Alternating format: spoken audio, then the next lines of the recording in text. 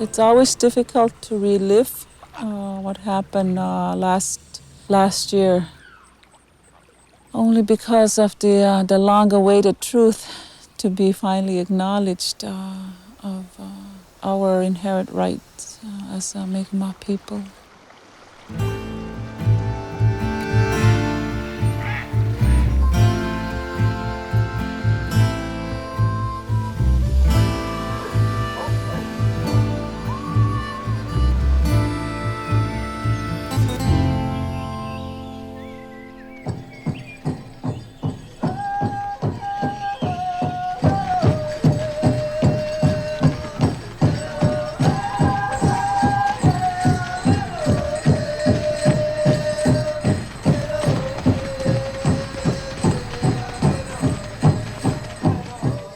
You reject Satan and all his works and all his empty promises. I do. You believe in God, the Father Almighty, the Creator of heaven and earth. I do. You believe in Jesus Christ, His only Son, our Lord, who was born of the Virgin Mary, was crucified, died, and was buried, rose from the dead, now is seated at the right hand of the Father.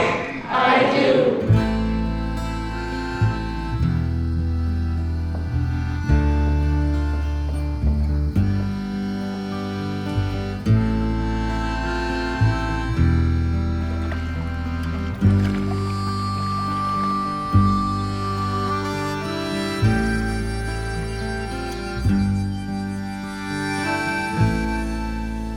Nitimi gaho, ka uskitam, ka nishno na tongkwasano na yohaji na akiok na wabanisunu kwato timunok, na yohaji na minike songaneto, nuta minike songaneto, yohaji nishno na tongkwasan yohaji na. Our ceremonies are relevant to us as they were prior to Columbus. How we live our life, our worldview, our land, the waters, the fish, everything is connected to each other in more deeper ways than how we've come to be organized by North American social policies and legislation and so forth. Community of Escanobit, it means a lookout point. It's a traditional meeting place and gathering place for our people. It's located right on the water, on the shoreline of the Miramichi Bay. Here comes my line. We played and lived in our whole life around that water. It revolves around that water. It is integral to our culture and our people and our livelihood. So it's a very important part. We've been here historically for over 11,000 years, and I just don't understand why there's not enough for us. I mean, this beautiful territory, I was raised swimming in these waters, and it's a shame that I can't feed myself and teach my children how to fish. I mean, my grandfather taught me, and my brothers and uncles taught me, and now I'm not allowed teaching my children. I had my son this morning reduced to tears because he couldn't go fishing no more. That it was too dangerous for him, and I wouldn't let him go. By doing that, the Canadian government has robbed us of our right to raise our children in accordance to our culture. And my son reduced me to tears. I mean, I had to bring him with me just because that is our way, and that's being robbed from us. Just want to go and fish, that's all I want to do. Make some money, save some for food. But if they try to stop us, I'm going to be out there too, fighting with them. I fought last year and the year before. Be out there again this year. I'm only using the dory. And I'm hauling the traps by hand. I got no machine. Got no hauler to haul them up. You don't mind being alone in your boat? You know, I'm used to it there. I've been doing it all these years since I was 12 years old. I'm just gonna keep practicing our rates, and if anybody tries to stop me or any of us, you know, I'll be out there fighting with them. And if I go to jail and if I come back out, I'll be out there again.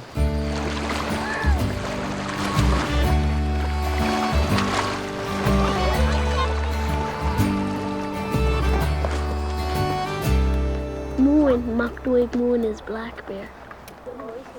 I go in French school. I go to Brunswick, which I get Micmac, and he doesn't. All he knows is French. All the kids in his school, not everybody. They all know English. Some, but not everybody. Michelle can only speak a little bit English. Michelle's studying my school. What school is he in? They school's French. Oh. When I was younger, when I was a kid, I didn't stay here in the Brunswick Reserve. I was sent to a juvenile residential school. I spent about 7 years there. What was it like there?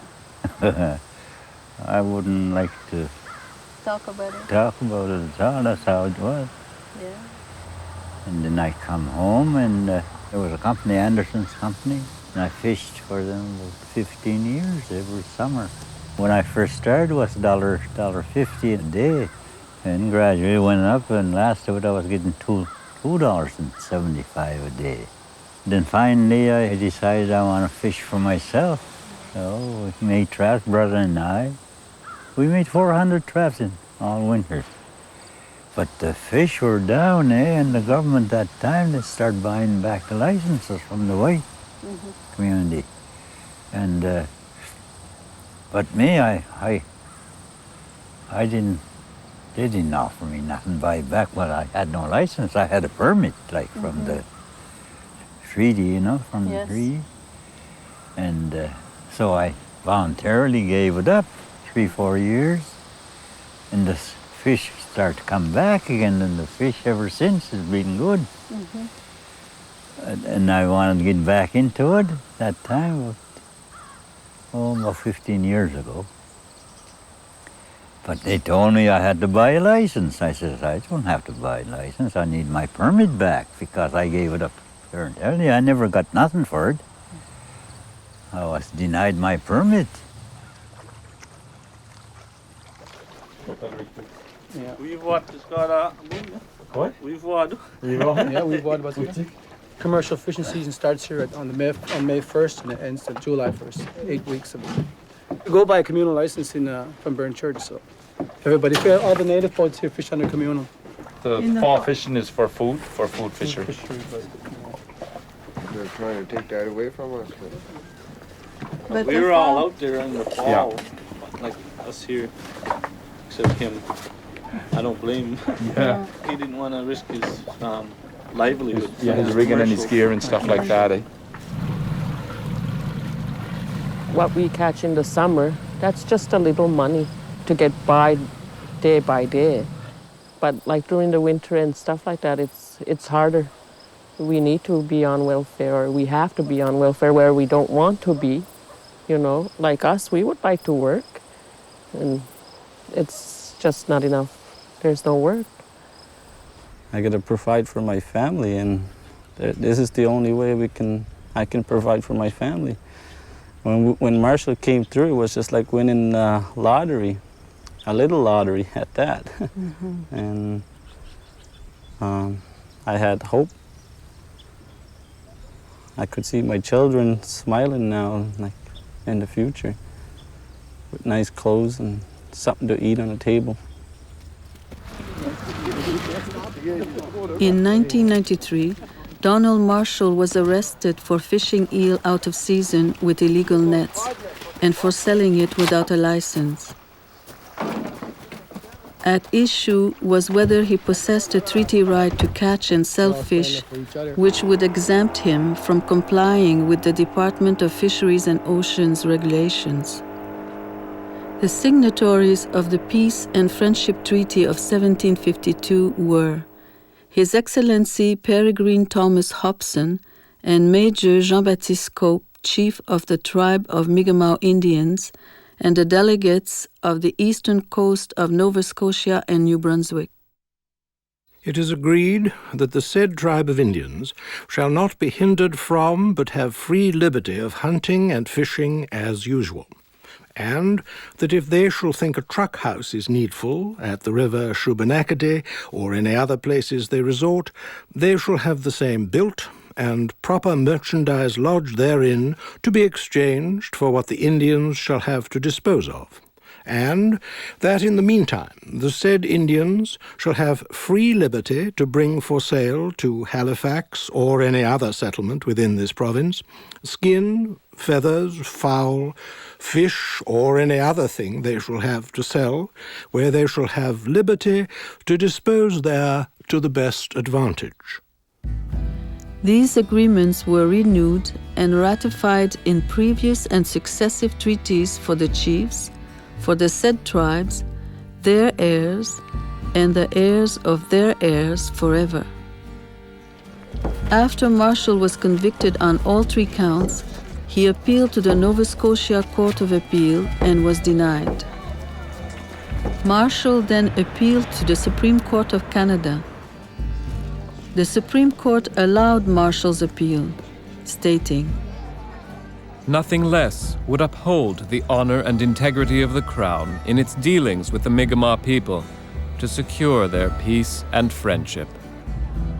September 17, 1999, 6 years after Donald Marshall was arrested, the Supreme Court declared its decision. It affirmed the Mi'kmaq people had the right to provide for their own sustenance by hunting, fishing, gathering, and trading for what in 1760 were called necessaries. The court said, "This should be construed in a modern context as equivalent to a moderate livelihood." The day the decision came down, it was very joyous and everyone was happy, and it was like, yes, we can now do something to support ourselves. Our rights had been reconfirmed. We had the right to exercise our access to the fishery. And the community went fishing. What happened last summer was, a few of us went out there, started taking our traps out there to back up our management plan that was created by James Ward and Lloyd Augustine. And so a few of us went out there to start putting action behind the management plan.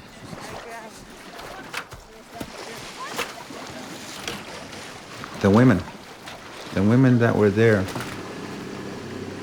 one of them is my sister, Mi'kmaq, Karen Somerville. It was these 2 women that I took out in the water that started setting out their own traps. They're the ones that started putting the traps in the water first. And it took the ladies, the women of our community, to make it happen. And I'm deeply thankful for them. Yes! Karen and Mi'kmaq with our first lobsters. Yahoo! Everyone was happy. Everyone was glad. Everyone, I guess, figured all right, everybody going into the water, fish as many lobsters if you want, and go ahead and sell them. But it's... And they were, fish buyers were buying them. But I guess they were being threatened by non-natives. So they just wouldn't come back. We're not even on the basis of discussing. As soon as the Mi'kmaq people asserted their rights, the non-native fishermen applied pressure on the government to shut down the Aboriginal lobster fishery. No one should ask ordinary, hard-working inshore fishermen to pay the price for decades of national ineptitude towards one of our founding peoples. The fishing itself in the bay simply has to stop. Fishermen see that there's still trap there and that it's not a substantial amount of trap that's being picked up. I think that it will be more and more difficult to stop the fishermen. In a show of force, the non-native fishers protested and threatened to take matters into their own hands. Yeah, it does not give you the right to go out there and fucking cut my traps. Fires were set, thousands of traps were vandalized, and the communities were at war. You're a couple lines, man. Yeah, we signed it, man. You are. Cut our fucking traps. I'm not ignorant. That's fucking ignorant. You're not getting out of my face. Fuck you. There's a lot of tension when you fish alongside a non-native fisherman, you know. Like a friend of mine, he was fishing in the spring. They took his traps, they cut his traps, they threw him back in the water. They'd run his buoys over, tell him you're a long way from home. I know because I lent him my traps and I lost him. He lost some of my traps, but you know, that's the problem we have. We can't even fish side by side each other when they say we could. You know what I mean? There's so much anger and hatred out there. En 53, il y avait un certain respect là, qui était vraiment une gentillesse, tu dirais. Là, que moi, je m'en souviens de ça là, quand on voyait dans les magasins.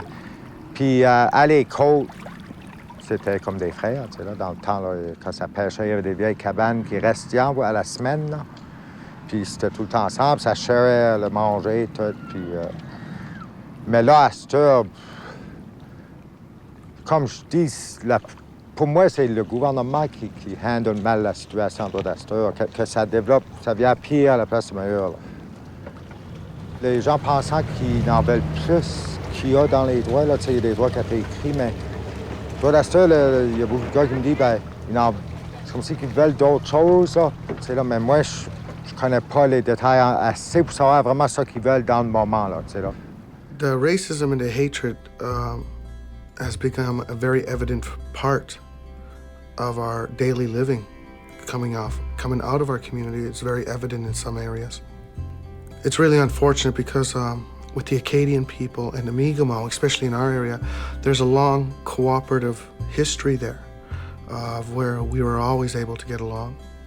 It is unfortunate that some has put a very negative light on their society, that they've cut our traps, they've shot at our people, they've beat them up at local establishments and constantly fighting, and racial slurs being thrown here, and for the government to feed on this in this day and age, it is a very sad truth, a very sad reality that the government ain't fighting for conservation, they're fighting for control. The history at Escanobitich is one of the lobster fishery being essentially an Aboriginal fishery until the 1940s, when there was a licensing system used to squeeze the Aboriginal people out of the industry. It wasn't as if they'd never been there. So people went back into the water, saying we're exercising our right, and as we know, the state, rather than giving effect to the rights, rather than limiting the fishing of the white fishermen, brought its full force of full police authority to bear with helicopters and patrol boats and guns and observation by airplane, RCMP detachments, dozens of RCMP cars and so forth on the people of Escanobitich. And the amazing thing is that was all to enforce a regime which had essentially been declared unconstitutional. The Escanobitich village is thousands of years old and the largest Mi'kmaq community in New Brunswick. The Mi'kmaq people lived in wigwams made of birch bark. In the summer, they stayed in fishing villages. In April and May, the men fished the salmon. The women and children gathered fiddleheads and other fresh wild greens. Then the big sturgeon came. Sometimes it was as heavy as 800 pounds. The custom was to fish at night with a torch. Summer was a busy time. The people gathered fruit, berries, and caught all kinds of fish. Some were dried or smoked to preserve for the cold season. They traveled easily with their incredible design of a light birch bark humpback canoe capable of facing open waters. When winter came, they moved inland to the shelter of the trees and for hunting deer, moose, and caribou. Trading was always part of their lives. They traded with other tribes, and in 1581, they began to trade furs with private merchants from France. By 1702, a large population of French people was established in different parts of the Miramichi and in the surrounding area of Mi'kmaq country. The newcomers had arrived, and so had unknown diseases. One epidemic killed over 16,000 Mi'kmaq people in the Maritimes. The influence of the Europeans changed their lives, and the people became impoverished. The struggle between Britain and France to control Mi'kmaq country and its natural resources was ongoing. During one of the battles led by the English, the Mi'kmaq protected the Acadians by hiding them in secret places. The English burnt everything, including the church. This is how Escanobitich got its other name, Burnt Church. As time went on, the newcomers were taking ownership of the resources, the rivers, and the forest. Their ways of harvesting were different and much greater. Several fish species became extinct. Salmon stocks were diminishing, and the Mi'kmaq suffered the lack of a resource that had sustained them for thousands of years. By March 1805, their vast territories were diminished to a reserve with 2,058 acres, plus Tabasantak and Pokamush with 10,000 acres. For a long time, the lobster was considered poor men's food.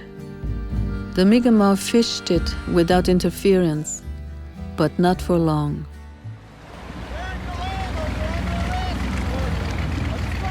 Well, I have to enforce to make sure that we have conservation as our priority, because if we let people fish whenever they want, whatever they want, we're not going to have a resource, and my mandate is to protect the resource. They are being told a lot of wrong things. There's not a whole lot of us here, and there's not a whole lot of traps or a whole lot of equipment we have. I know that in May, the non-natives have approximately 270,000 traps. And that's just the zone 23 in our Miramichi here. Now, we come up with, they wanted us to have only 40 traps. What does that tell you? 40 traps is not going to feed the rest of our people or bring any income to our people. We're not going to deplete the stocks. We're all conservationists here. We know, we've been doing it since the beginning of time. Our ancestors did it, we are doing it. We make sure that the undersides are thrown back in the water. We make sure that the females are properly put back in the water gently. These are the things that we do. We can regulate our own resources. We only catch enough to survive. We only catch enough to pay our bills.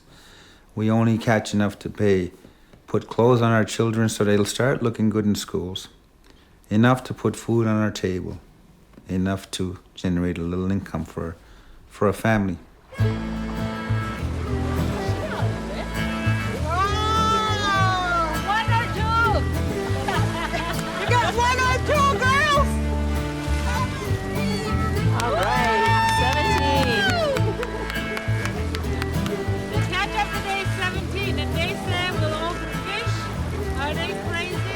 Not too long after that, the DFO, kind of came around where we were, started wondering what we were doing, and we had approximately about 10 traps at the time in the water. So every time we come back in, they'd go around our traps and start pulling them out. This was just going on a daily basis. Got a call this morning that there's a DFO boat in the water, so we went and headed out to respond to it.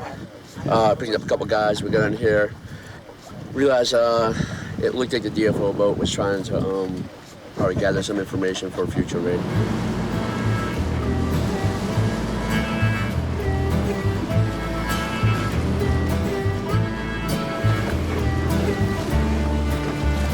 We're at it again, are we?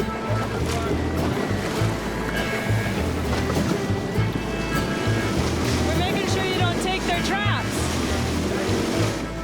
We shall fight in the sea, but we will never surrender.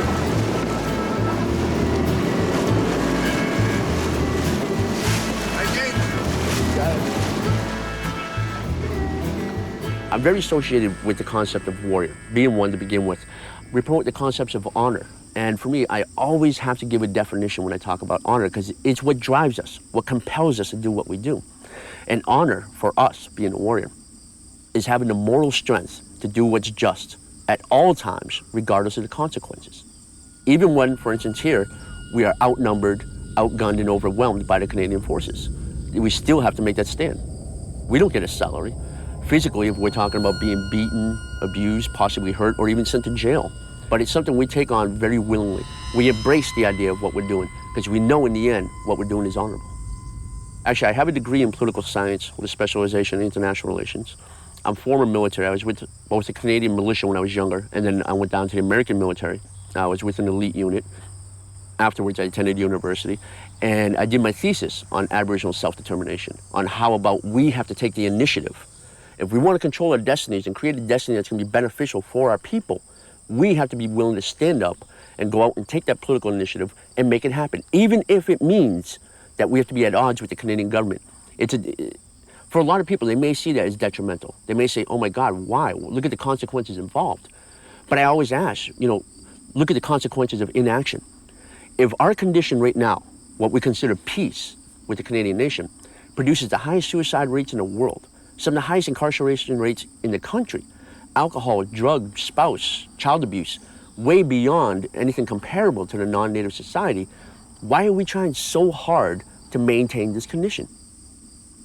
So if I stand and make a fight for my people, I'm following the traditions of a warrior, looking out for the next 7 generations.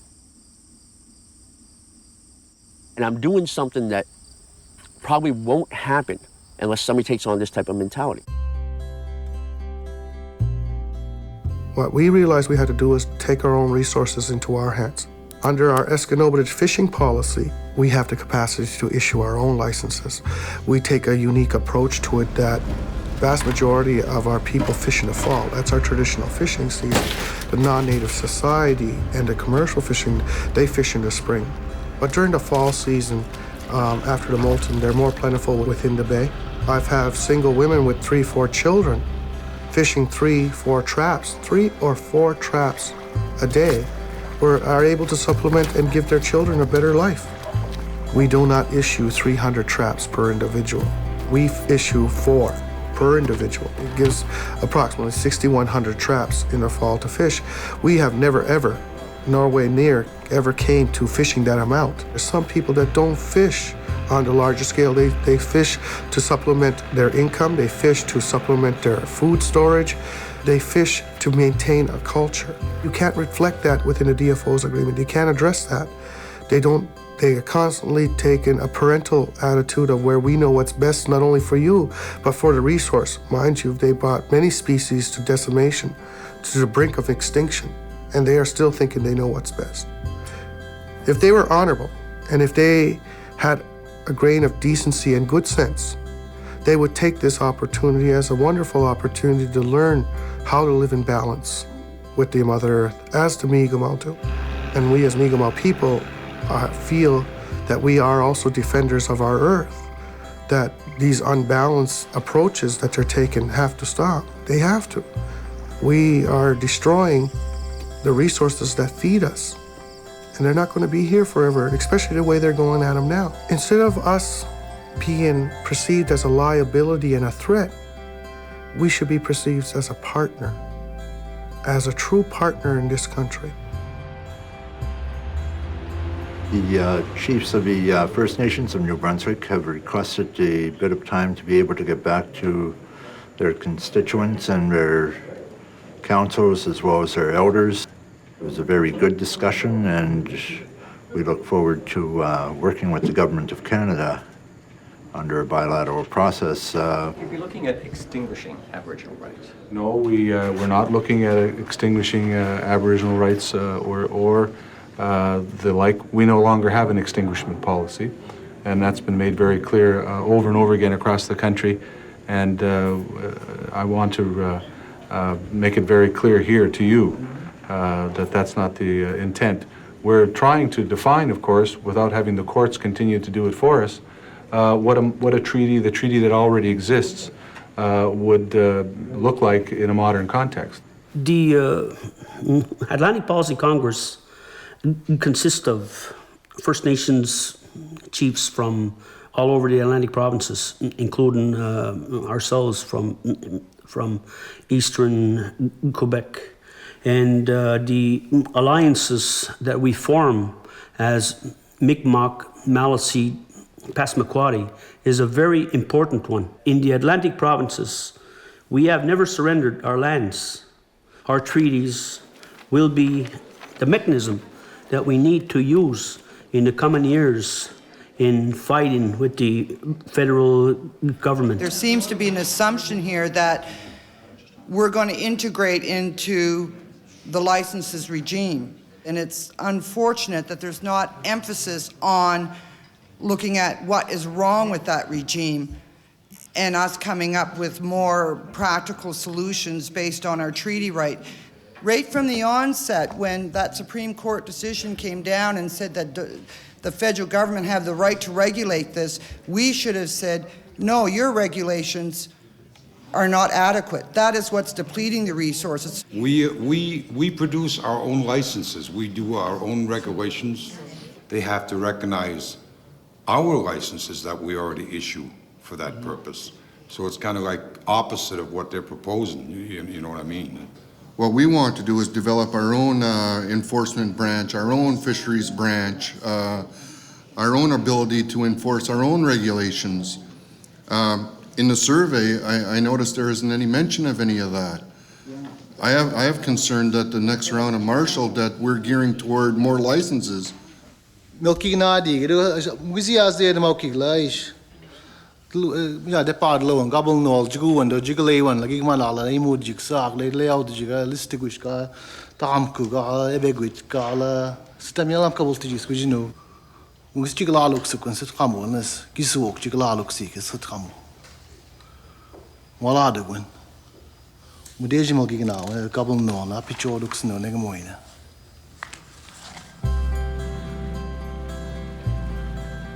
I think a license on the outgoing market before the Marshall decision was going at approximately $50,000 to $70,000. Since the Marshall decision, I have heard it fluctuate to $175,000 to $200,000 per license. The only way we can access those licenses under the DFO management regime is if we enter into an agreement with the DFO. We have a Supreme Court right. We're the only ones with a Supreme Court right to earn a livelihood off of fishing. And yet we are the ones on welfare. And we look around us from non-native fishermen to the Minister Dhaliwal himself are all extracting salaries and benefits from the fisheries, which none of them have a Supreme Court right to. We do. You know, there was a judgment of the Supreme Court who said that there are rights for natives, but that the government has a responsibility for enforcing the protection of the fishery. We will not allow people to go out and fish illegally. We will not allow unauthorized fishing, and we will take enforcement action. I remember one morning when there was a whole fleet coming towards us, and we jumped on our dories. And these are just small little dories, about 16-foot to 12-foot dories. And we all looked at each other, and we all kind of just shouted at each other not to stand your ground. You know, we're fishing here, we're not doing anything wrong. I said, that's all we're doing. But they came, and there were so many of them. Hey, this guy, give me the phone. Window! Yeah! Go back to shore! We're on the line with the Deputy Minister. Go to shore, Window!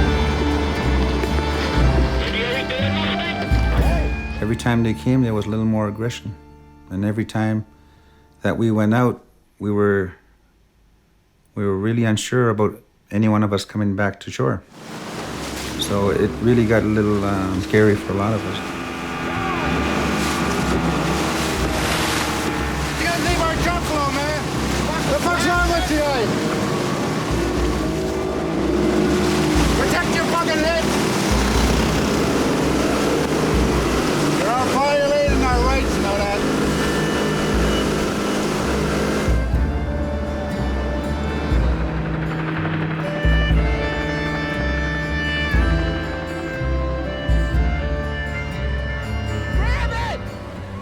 Grab the trap!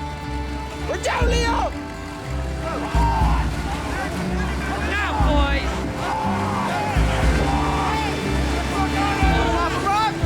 You want in your fucking forehead? Fuck, right behind him. Holy fuck, they're trying to ram him.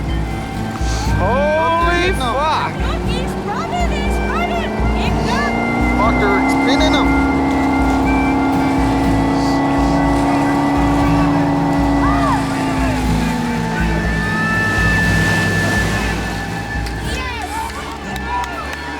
But for some, I've seen the looks in their eyes. You know, I've seen the proudness in their eyes, and I know that they were committed.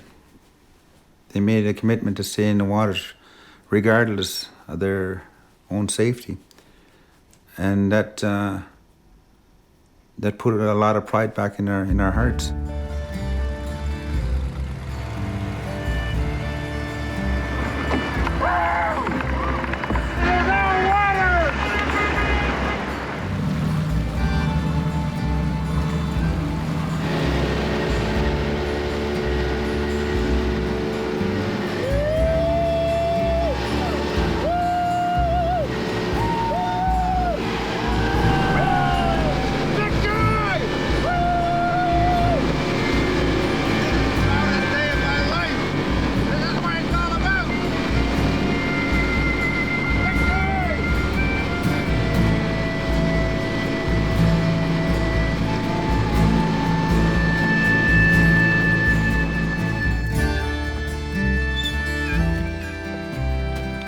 Our inherent rights are being threatened, worse than they ever been before. We are living in a dangerous time right now as far as the relationship with the federal government and the Aboriginal people. Because of my race, because of who I am, it's a constant fight and struggle just to survive. For example, my daughter, she's 14 years old.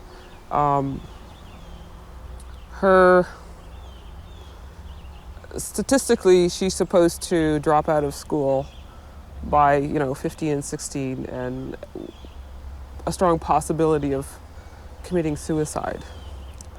Those are just because she's an Aboriginal female, because of the fact that, of who we are. And trying to beat the odds, for my children is hard work. I watched my son, Leo. There wasn't a bunch of DFOs out on the waters, and he was out there all by himself. And they were just going real fast, trying to tip the boat. I was terrified, really. I was terrified, and there was nobody else around, not our boats or anything. It was just him there, and I couldn't take it. I went in my bedroom, and I covered up under the blanket, cried my heart out. I mean, I never cry in front of people, and it's just the idea that I pray a lot. I pray a lot about God taking care of them, and I knew He would. So after a while, somebody knocked on my door and said, Leo got away. I am very proud of them. But the things that I go through when they're out there, but they'll survive. Every one of them will survive. And they'll get what they're fighting for. no matter what, I guess. So.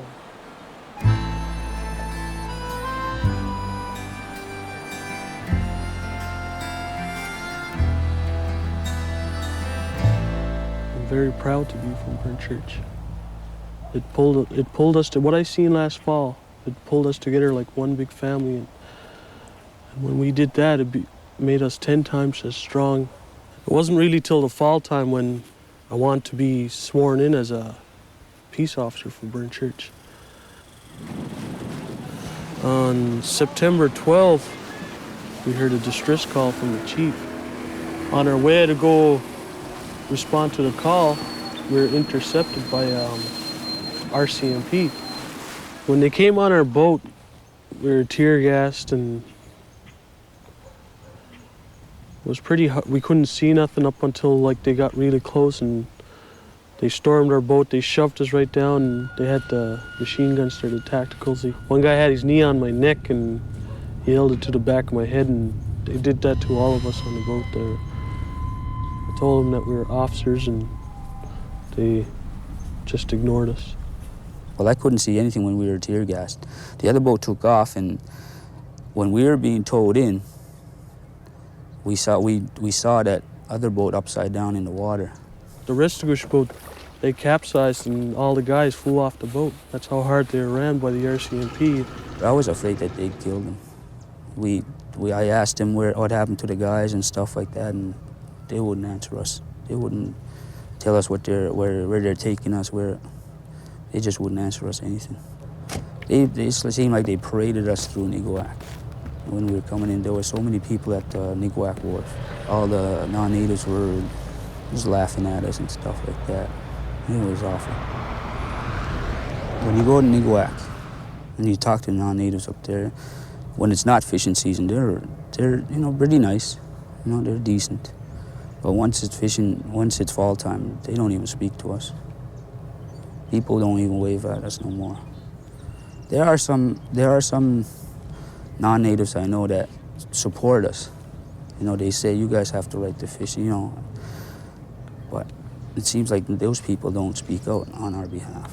I felt pretty sad because as a kid, growing up, I looked up to the RCMP as I thought maybe I'd be an RCMP. And what I seen last fall are just all they are to me now are just maybe modern day Indian fighters. How we got involved is that we have about 100-year-old protocol. When another Mi'kmaq nation asks for help, we just can't stand by and see them suffer. We got a call, and then 5 minutes later, we're packing up and on our way. We had a convoy going, so as soon as we left here, we could see the RCMPs around the surrounding area and sort of like had an eye on us. So really, we said, well, we'll go as far as we can and we'll see if they stop us. We arrived, with no major problems. And they were very, very happy. We could see that when we were driving our boats, and a lot of their people coming in and hugging us and shaking our hands and saying, we're very, very happy that you decided to help us. I seen that we are so strong, when we help each other and stick with each other, and even if the results aren't something that we want, at least one thing for sure, we're united. More and more First Nations people came to support the members of Eskenobadich in their stand.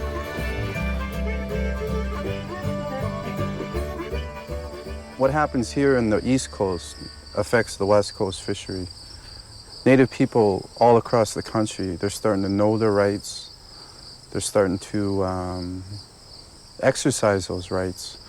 But also an important thing is that we have to protect those rights by any means necessary. I was on the boat with Danny. We got swarmed, and DFO pretty much ran over us. I just seen something coming. I looked over and I just hit the floor. As soon as I hit the floor, the boat came right over top of me. While I was laying there, I was pushing their boats away so that they wouldn't grab me. They hit me on the back a few times, and they were trying to hit me in the face, but I ducked, and I climbed up on the boat again. I managed to stand up, and they hit me from behind, and I fell forward into their boat, and that's when they grabbed me. It was a lucky thing for me that morning, because normally I go out there and I don't wear a life jacket, but for some reason that morning I had a life jacket on. And I think that's what saved me, because you know, with all the gear that I had on, I hadn't expected to be in the water that quickly. And the boats kept coming right up to me, and I'd kick the boats away and tell them to screw off or whatever. Finally, they pepper sprayed me from one boat. I tried to swim away from that one, and another boat would be pepper spraying me to go back to the other boat, type of thing. So finally, I couldn't see, and there were, all this stuff was going in my mouth too, and it was getting hard to breathe. And finally, they took me on board. They charged me with obstruction, assault, and assault with a deadly weapon. What was the deadly weapon? A paddle. I was told that I assaulted 9 DFO officers that morning, and I was the one floating in the water. I'm a peace officer for the Burn Church First Nations people. It was a job at one time I used to really enjoy. Over the past couple of years, it hasn't been too good at all. Don't ever think that I'm going to be standing beside the RCMP or the Department of Fisheries and Oceans. No, I can't, and I won't. In New Brunswick, the RCMP provides the provincial policing services. It is their duty to maintain peace and to conduct an investigation into the actions that took place on the water this summer. Should the RCMP not proceed with laying charges, we'll be left with the definite proof that there are 2 levels of laws in Canada. One for the First Nations, one for the other Canadians. What we've seen is extremely un-Canadian, and it's not the Canadian way to maintain the peace in Canada, so we'll be looking at this very, very seriously. We have an obligation to enforce whenever there's unauthorized or illegal fishing, and we'll continue to do that. I was still in the military, and during that time I went through the Oka crisis, being on the wrong side of the fence type of thing. Now, I came out of the military, I think, just in time, because I didn't want anything to do with the federal government at all, considering what was happening with our people here. When we had the conflict there, I was doing a lot of sweat lodge ceremonies for the warriors and the people that wanted to get involved with it. And we're out in the water and stuff, knowing that we've done all we can, spiritually, to prepare ourselves to do what we have to do. You're not afraid. You do what needs to be done, and it's a comfort, to know that what you're doing is the right thing. There's no. I don't hesitate to do what I did last summer, because I was well prepared, spiritually, emotionally, physically, everything all fit together.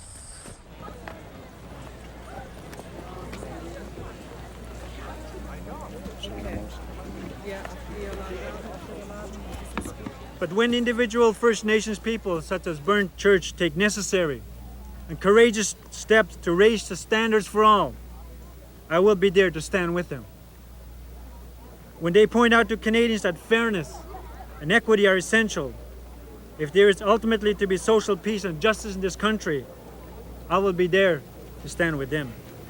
And I think every effort should be made by the minister himself to give instructions to his people. First of all, to back off, and to give instructions to his people to consider that the management plan that has been developed by the Burn Church, to be able to sit down and resolve this. And hopefully that some logic and rationale will prevail so that we do not have an Oka situation.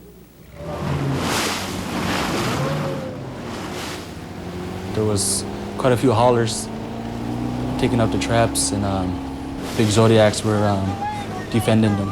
One of them got me. I get run over.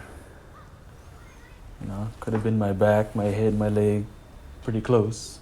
I didn't think nothing would happen. You know, I didn't think it would be that serious. I thought it would just be another raid, take our traps, and cat and mouse game.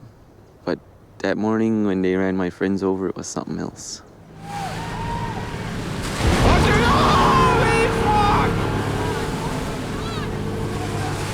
Oh, I thought they killed somebody. I couldn't believe what they did. It happened so fast, it was unbelievable. You know, I thought they ran my friends over and that was it.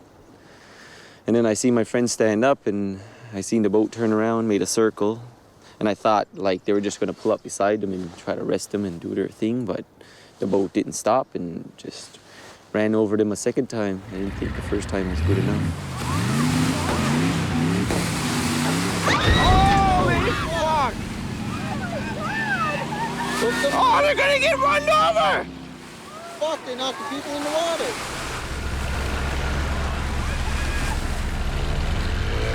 When we got towards the boat, I shouted at my brother, Brian, to pull him up. And he was trying to pull him up, but these officers were hitting us with batons, preventing us from picking him up in the water. So he was really struggling for his life here. A few of our friends created a diversion for them, you know, so they came and started throwing things like rocks at them. And that gave us enough time to lift this young individual in the boat and take off from them. There's times that you get numb to it a little bit, you know, and then you start realizing that, okay, we must do this. We must keep going. You know, we cannot stop now. We cannot bow down now to these guys. And we didn't, so. You know, I tip my hat off to these young men because they got the boat out of the water maybe about an hour after it happened and got another motor, put the motor back on the boat, and off they went out again. I didn't really see how bad it was until I saw the tape of what happened, and that was when it was really scary. 'Cause I almost died out there, and I don't want to leave my kids yet. It's hard to believe that we have to fight this hard for something that's ours already. This fall, if this happens again, I won't be out there. No. I just it's not time for me to leave this world yet. So, don't want to leave my kids yet. The 2000 fall fishing season was over, and the cost of preventing the Mi'kmaq people from exercising their rights was $15 million. You think it's going to end tomorrow, today? No. It continues. Until the people start seeing us, or the government starts seeing us as equals. By spring 2001, the community still had not signed an agreement with the Canadian government. However, 31 out of 35 Mi'kmaq bands had signed. The people of Eskanobadich had become fractured with the increasing pressure, and the air of uncertainty hung heavy while waiting for the next fall fishing season to start. Yeah, I see partridges and squirrels, snakes, sometimes raccoons. This winter, there was a baby seal on the water lost, and it was lonely, and it was on the icebergs all alone, and it was just a baby. I seen 6 bears, one mother and 5 little baby bears way down near the highway. My dad stopped and looked at them. They were climbing up in the tree. Yeah. Looked real cute. I really liked that. Meanwhile, the Mi'kmaq people have to raise money to get to court and face the charges from last year's arrests. We don't have any funding to get counsel. We're running out of avenues. We're running out of ideas on how to beat this in court. It's very difficult for all of us to stand in front of them and watch them decide our fate. You know, their Supreme Court of Canada recognized our inherent right to fish, and that's all we've been doing. I know I have a charge for assault and obstruction in the Fishery Act, you know, and also criminal codes of assault and obstruction. Apparently, one of the Department of Fisheries and Oceans said that I brushed up on him and touched him on the chest or whatever it was, you know, and those are the charges we're looking at. I'm to be sentenced on May 29th on my birthday, but I'll be fishing again right after that, probably the next day. What the court is doing to us is a process of criminalization. I've got no criminal record. I've always been a stand-up person within my own community. But when I go out into the water, very likely I will get charged. There will be jail time. I have to ask, I mean, are we at war? Is the Crown at war with us? Think we're gonna get that legal funding? I certainly hope so. Yeah, I think so. Those are all our children watching us come out of court. My kid's on there. That's the Burn Church bus, eh? Yeah.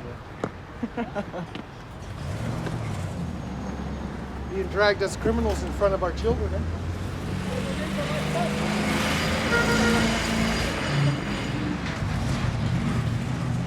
The legal side was definitely another crisis that we faced. There were problems with disclosures, there was problems with having no legal counsel on record to obtain the disclosures. People were being charged and not knowing why they were being charged or what offense that they had committed. All they knew is that they were going out fishing to exercise their treaty rights. And that would be the end of it. And you know, here we are today. I know my grandparents 11,000 years ago fished the same territory I do. And no one sitting in this room besides Aboriginal people can say that. And I have to sit here and prove to you it is a disgrace. Mr. Lavoie, he would like to say that seriousness is only measured by a jail term. I'll tell you, from the poverty of my First Nation, seriousness is measured in a lot of different ways. To have children come up to you with blood trickling down from their faces because where they live, and to be told, oh, it's not serious. The ramifications of what happened here today, if it goes in a negative direction, it very well could cost our people's lives. Getting the state-funded council is to make sure that our defense is that best possible defense that can come up with within your court systems. So I would like to respectfully submit those arguments to you, that this is in the interests of fairness. Ultimately, the issue is one of social justice. The rights are arguments along the way, but what we're really talking about is addressing a massive dispossession, a massive denial of rights, denial of access to means of subsistence. It's a disaster to have the governments taking this very hard line and saying, you know, show us in every case, blueberry bush by blueberry bush and fishery by fishery and treaty by treaty and community by community that you still have the rights, or these rights exist, because they're creating a resentment and a pent-up desire for economic benefit, which will come back to haunt them, it seems to me. I mean, what message are you sending to people? They go to the court, they win, the government doesn't respect the decision. So what do you expect people to do? What are you teaching your kids? That the best thing to do is to pick up a gun? It's encouraging the most radical kind of response, which is just scary. I can't respect these people because of what they've done to our people and what they've done to our children. They have scarred our community a great deal. And then they go back to their courts and they sit there like they're the good guys.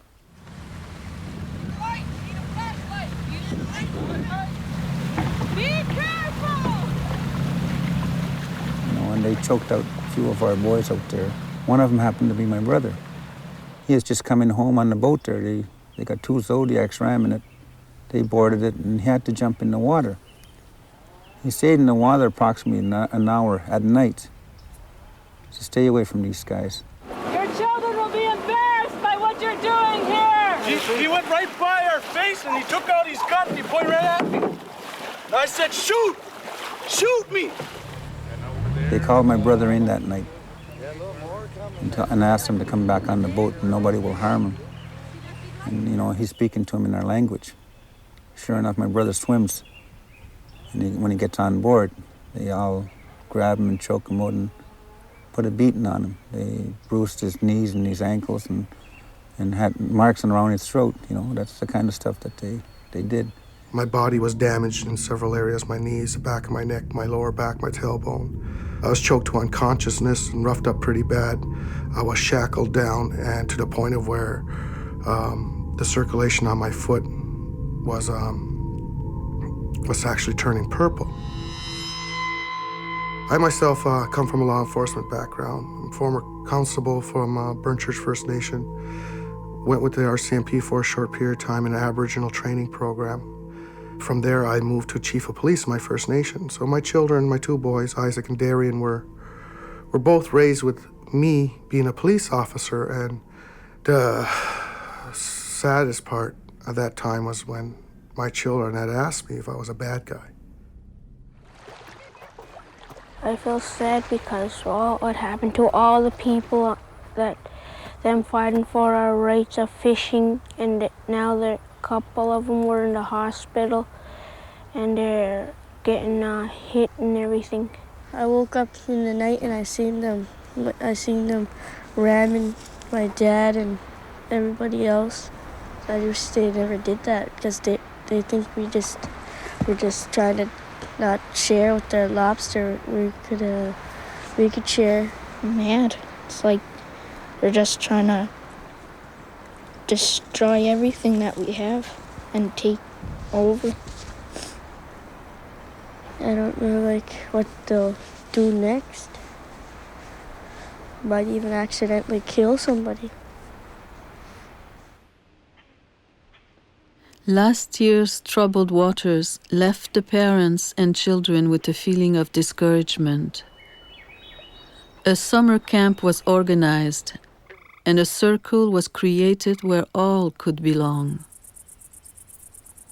They've had quite an immersion of their culture. It was reenacting how our communities were 30, 40 years ago. And I'm quoting an elder from our community that this is the lifestyle that he remembers. We were, sharing our food and living together. It was really wholesome. We had activities. We had marshmallows at night. We learned how to drum, learned how to make baskets and crafts out of clay.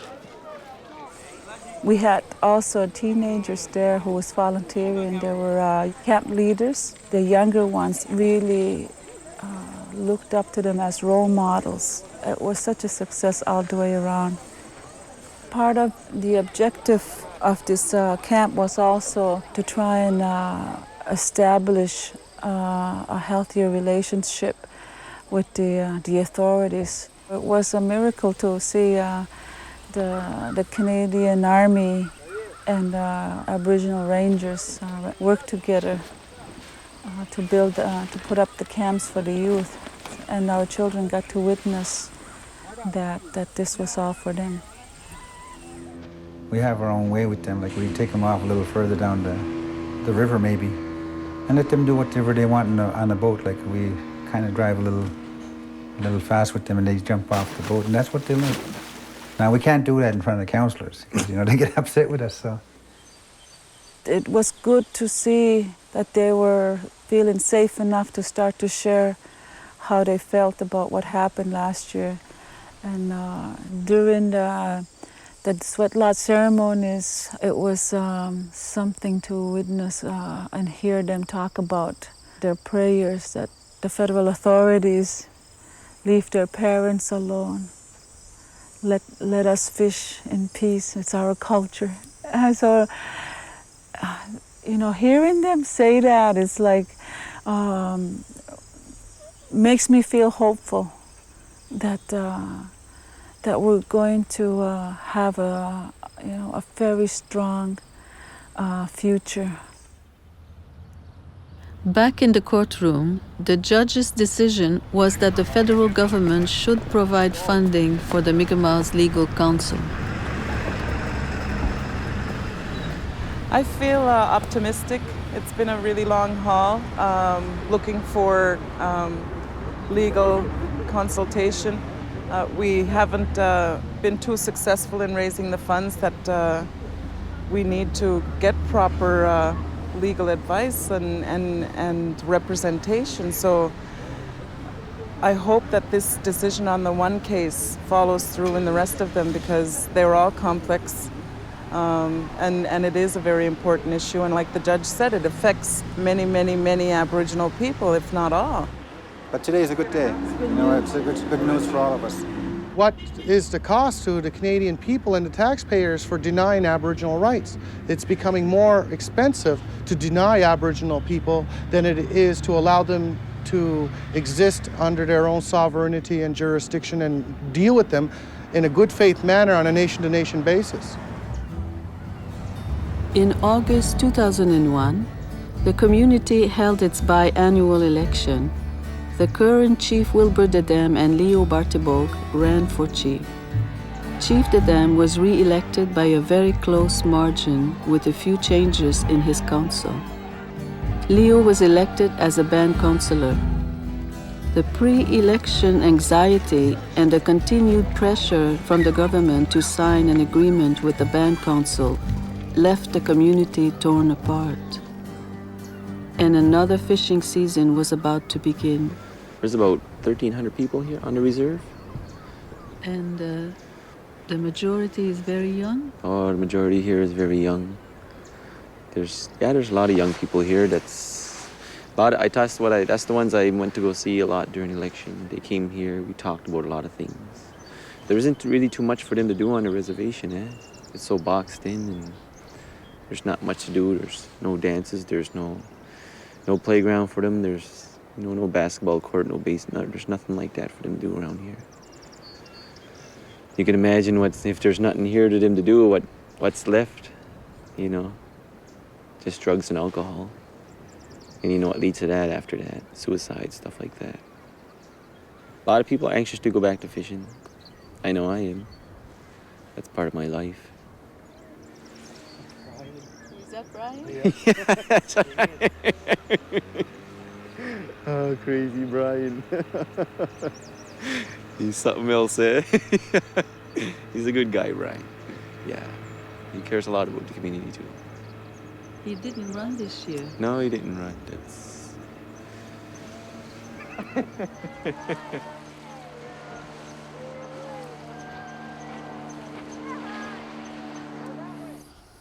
The results of the election have been disappointing for me. I'm not going to hide that.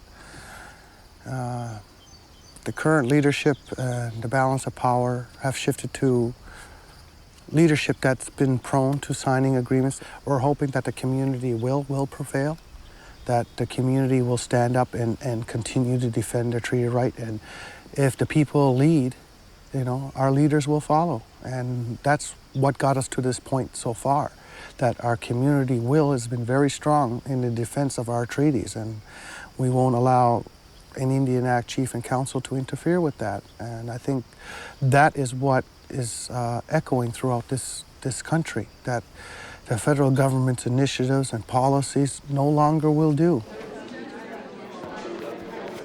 It remains the position of Burn Church not to enter into an interim agreement as proposed by the federal government, but to fish under our own fisheries management plan. Chief and Council is looking for solutions within the Canadian system. As long as Chief and Council is willing to stay on the right path and fight for their people, we'll always be willing to back them up. Because we don't see them just as Chief and Council, we also see them as members of our community. And we'll be willing to back them as long as they're doing the right thing for the people. If they do something that's detrimental to the people, then we have no choice. We have to turn around and tell them we don't recognize your actions. We can no longer support what you're doing, and we'll go out and defend the people that wish to fish according to their inherent right. I just want everything to stop. I want us Indians to fish. I want us to live our lives the way we used to be. This is our culture, our way of life. Us people that don't have jobs, that are still on social assistance, that can't even go out in the real world and try to get a job. We try, but we can't. Some people do reject us. They won't give us a job. Some of them, because of our color maybe, or the way we live or something. I'm not too sure. We only have this in the woods. If they shut this down, we have nothing. You know, it's bad enough you go and you cash your welfare check. Everybody in the non-native community knows we go and we cash our welfare checks at their stores. You know, they look at us, yeah, we're on welfare. You know, but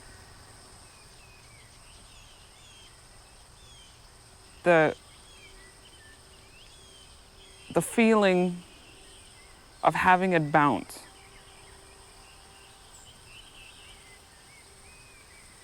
Well, it kills your spirit. Are people willing to make a change? Are they willing to open up their eyes and see? Or do they just not care? Or has it been 500 years of oppression that's got us to this point where we're psychologically incapable of making change? I don't know. We can't do it. I mean, it's not like it was 5 years. This just happened in the past 5 years. This takes years and years and years, and generation after generation.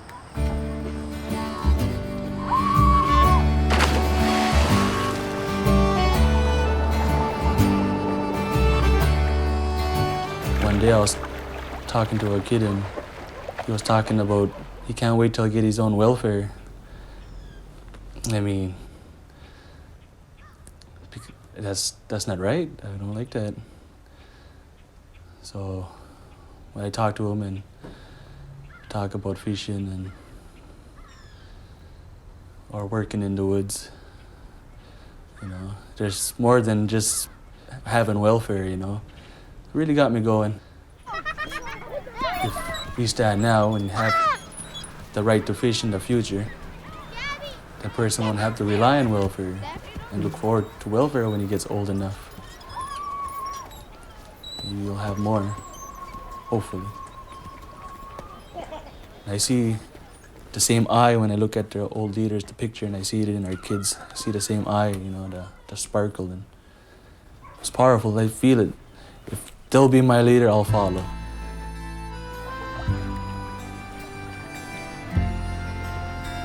These traps were donated by other reserves because our fishermen lost all their traps. But the DFO took them all, and every time that happens, people from other reserves, even all the way back from Ontario, they donated food or the traps, and some even, the Big Cove guys even brought their boats when we lost some of ours. Some of them have to be repaired a little, I guess, but they're still good enough to use. They'll lose them anyway. We're managing the fishery with the fishermen from Burn Church. Well, 26 rangers from Esfanobadich. It's all volunteer basis. It was the same situation as last year. It was like 24 hours, 7 days a week. We had rangers from Aristogush Reserve that came in and assisted us. The community again was there as well to help protect our rights and our fishery. None of us are armed. We don't see any need for us to be armed because we're here to protect our people as opposed to going into a gunfight type thing. We don't need that. It's not going to solve nothing. There's a lot of RCMP around now. They're at the wharf, Burn Church Wharf. They got their own headquarters in Niguac. One day they could come here, there'll be 20 cop cars next day. That's how it comes. That's how it goes. And it's just right in between the communities, Niguac and Burn Church. They got their main headquarters.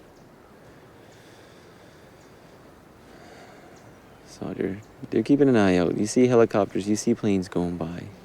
It's not what it was last year, but it only takes, it don't take long for that to come back. Well, I felt very good last year. Our policing model was a model that we called the measured approach. And that measured approach was founded upon two fundamental principles. That was for mutual respect of both communities, as well as respecting the dignity of all people. And paramount with that measured approach was the emphasis on a problem-solving approach that dealt with many tools in a toolbox called communication, dialogue, facilitation. And the last tool that we ever wanted to use was one of enforcement. And I think our model was a great success last year when you compare the crisis compared to Oka, Ipperwash, and Gustafson Lake. Our presence here, once again, is to achieve our fundamental goal of safe homes, safe communities. At this point, I'm feeling that the only way to avoid any more violence, it seems like we have to silence ourselves up again, quiet, so we won't be targeted. No violence will come our way. But if we don't exercise our rights, if we don't assert our rights, we'll die spiritually, and so we'll die physically also.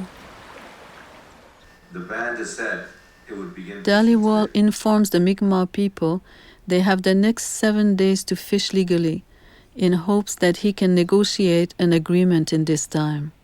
Right now, senior officials from my department are in New Brunswick, prepared to meet immediately with the community's newly elected chief and council. All we've wanted to do is fish and provide for our children.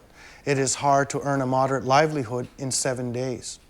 With 500 traps for a community of 1,500 people, the math just doesn't work. He says this isn't a commercial license at all. This is only for ceremonial and food purposes for the powwow. What do you think of this license? The reality is he's using a double language. He is on one hand saying, yes, there's a commercial component. On the second hand, he's saying that there's a food and social and ceremonial. Is this good enough? Oh, absolutely, positively, without a doubt in my mind, no. Well, this is a declaration way beyond his jurisdiction. Now, I say that based on the fact that as Mi'kmaq people, we have never given away our lands or our resources. People have to realize the nature of our treaties. They're peace and friendship. This isn't land surrender. This isn't any type of conditional surrender. We have never given up sovereignty. We have never given up traditional government. That doesn't exist within the context of our treaties. So how is it that the Minister of Fisheries and Oceans can just walk in and now tell us you can't fish? It's not up to them. Now they're giving us 7 days. 7 days. What happens on the 8th? You know, it's again we'll have to see and watch from the shorelines. It's like last year.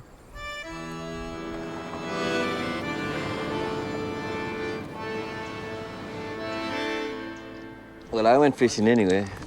Got my lobster. This is day 4 or 5. Put traps in. I still haven't checked them yet. Yeah. Just don't have time. Motor was down and just don't have time to do it yet. That's the problem, is right now Burn Church is getting isolated, right? You're almost having a law enforcement siege being conducted around Burn Church.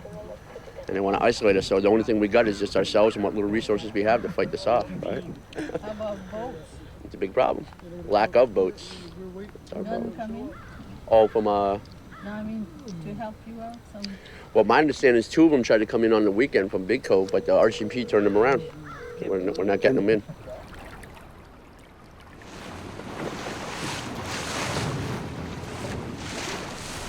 Well, I don't know what's going to happen with this DFO. I don't know. They only gave us a week or something like that, is it? But I'm going to haul them out Monday morning, just to be on the safe side anyway. Did you have any of your traps seized? The last fall, yeah. I had seized 100. Yeah. I put in 50. They seized them all. I put another 50 in and then seized them all again. Yeah. Never got them back.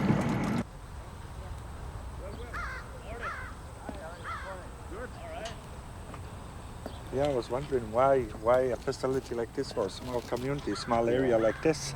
All we're asking is everybody on all sides to ensure that everybody treats everybody with mutual respect and understanding, and we're just here to keep the peace. But this is also in conjunction with the DFO. You are working together with DFO on this operation, eh?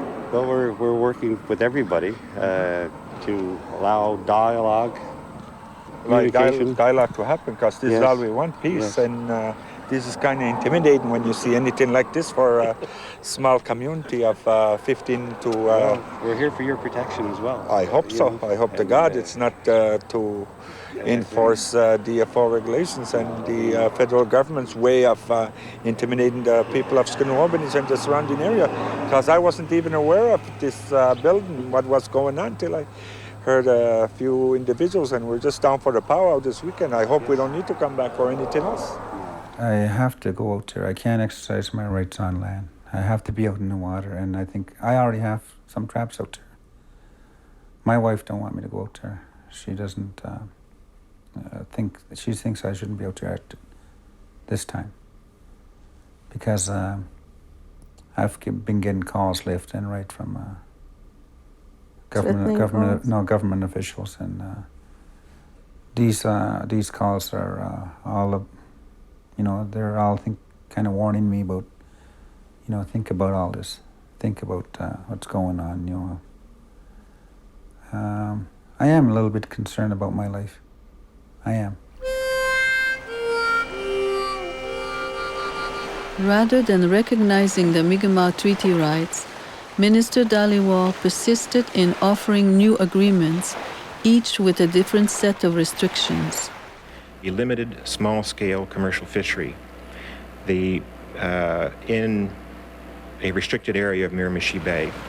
The latest offer included an extension of the fishing season to October 20th, but within a smaller boundary and for only 900 traps. These type of agreements are nothing more than equivalent to somebody stealing a vehicle from you and trying to negotiate how many hours you can actually access your own vehicle. We need to go out, way out to, because it gets colder, the water gets colder and the lobster gets further. Lobster goes out when the water gets colder. Boundaries means reservation. It's another part of putting another reservation on the water for us. There's rumors that they'll come in and destroy our traps, or people will come in and fight us, and that scares me. I don't allow my children to go out late because I'm scared that something's going to happen, or somebody will take them, or I hope nobody gets hurt over this. But my opinion is we have to do this. We have to do this. We can't keep backing down, and now with this new boundary line that they're imposing, there's nothing there to fish. I mean, there's nothing there, and they know that. We have to follow our lobster out. We've been doing that for years.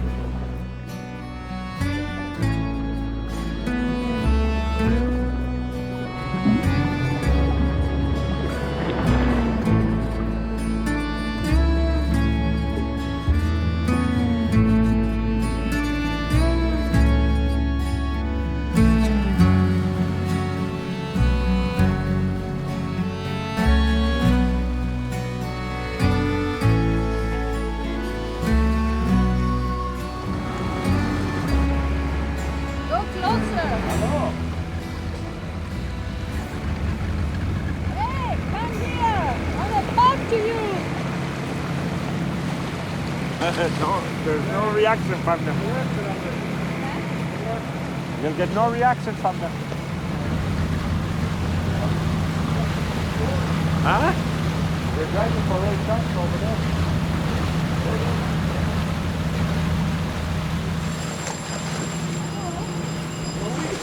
Louis! Next afternoon, we'll make a salvage from you.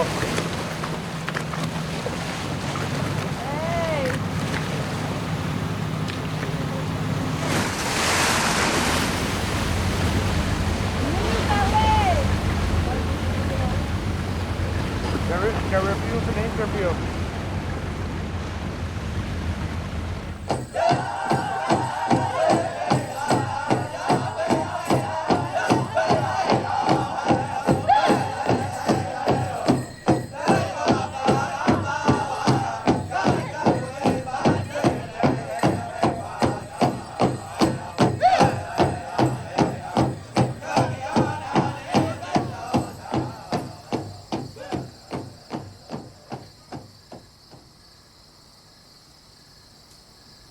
have 10 traps set out right along in front of the wharf where the boats approached. I lost traps, and I know many people here in Burnchurch that were sitting along the border where all this was happening. RCMP was sitting on the wharf. They have high-powered binoculars. They would have to see. It was still daylight. The non-natives, 22 boats, had come in and started grabbing our traps. They were maybe just a kilometer off our shoreline, so it wasn't very far away, and we could watch them from our shoreline. We're just sitting there, you could basically, as a spectator would, watch what's going on. So it's very evident the actions that were being taken place. The RCMP were just a little ways down on the wharf, were also watching what was going on, but did absolutely nothing. I called 911, they hanged up on me.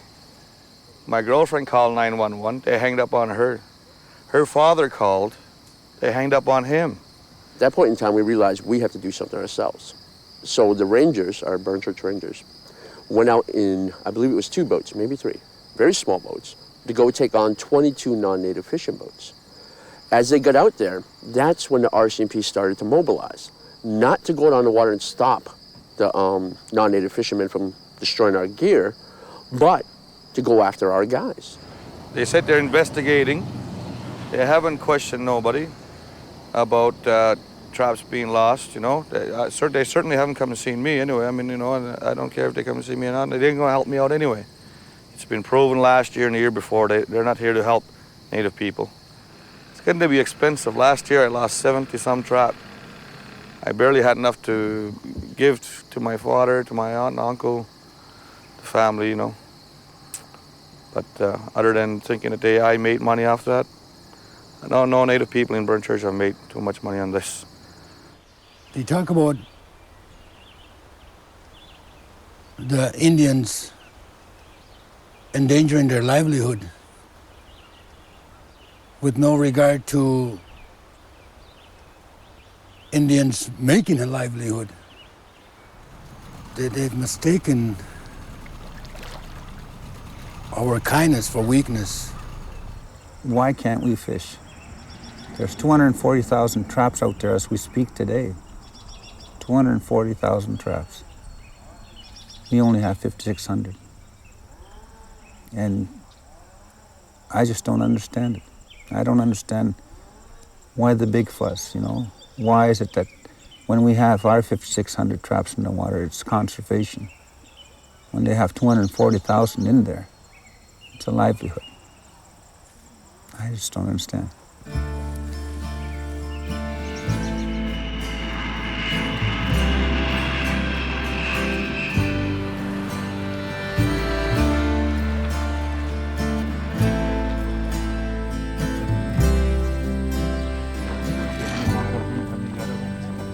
Bravo, bravo, it is Archangel over.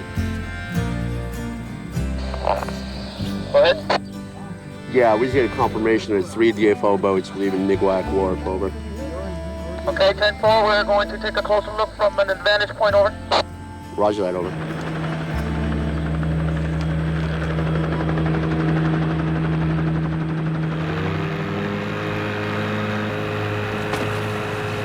The deadline is over with now. As you can see, we're still fishing. Actually, this is too far. They want us further inside where there's no lobster. What we want is the whole bed. Good over there, the horseshoe they call that. And that's the place where they're protected. They don't want us near there because there's a lot of lobster there. And what they'll do is they will gather their forces to chase us out. And it's really hard when you have to look over your shoulder when you're fishing. You shouldn't be fishing like that. I know in the commercial season, they don't have to look over their shoulders because we're not going to be there harassing them. But yet they do that to us because they don't want us in the water, period. Well,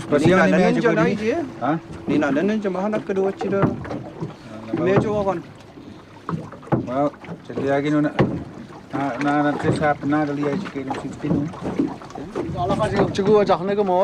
Nahalok anyway. No, you know, they don't really siya mat nakadi nama santes nom sako. Mana pega magoy chisun ko ko. No dandele gani ho. Ero ni me jugo ni sigala sisibe.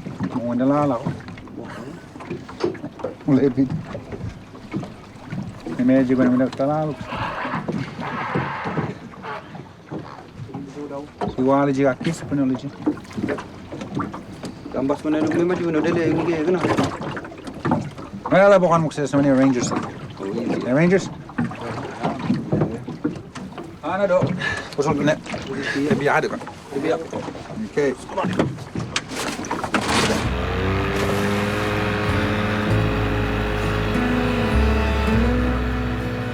The deadline came and went. No agreement was signed. The Mi'kmaq kept on fishing into October. The non-native fishers kept on protesting. They came in a flotilla. Gunshots were fired. It looked like a war zone on the water, while the children and their parents watched from the shore. Oh God, that is, I can't even count them. What are they all doing? Want to scare the Indians. They will stop fishing. Is that all the Indians? No, that's white people. Holy God. To this day, none of the boats and traps that were confiscated have been returned. In February 2002, John David Dedam was convicted and sentenced to 3 years in prison for throwing rocks.